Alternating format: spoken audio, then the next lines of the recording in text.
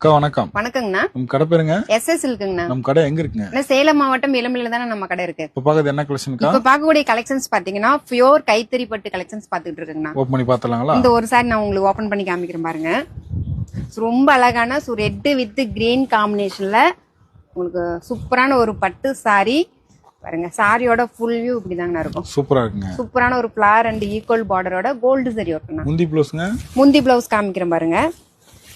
So உங்களுக்கு traditional கான்ட்ராஸ்டோடய வந்திருக்கும். So red with green contrast. So நல்ல ஒரு கிராண்டான பல்லு அண்ட் கான்ட்ராஸ்ட் பிளவுஸ் பீஸ்னா.